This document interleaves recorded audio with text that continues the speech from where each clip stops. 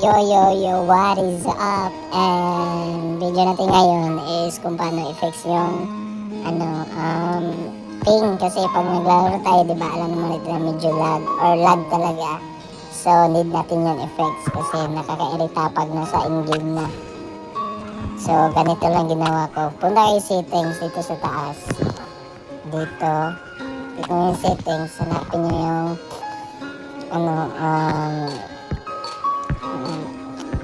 ang tawag dun, yung region. Dito, hanapin nyo yung saan region kayo. Try nyo, Philippines, parang sa Philippines kayo, obvious. And, medyo lag, try nyo i-overseas. Tapos, pag naglaro kayo lag, tapos, ibalik nyo ulit sa Philippines. Kasi, sa akin kasi dati, napaka-lag, tapos, naka-overseas siya, tapos Philippines, overseas, Philippines. So, ayun, okay na siya ngayon. Hindi na siya maglalag kahit. So, ayun lang po. So, see you in my next video. Thanks.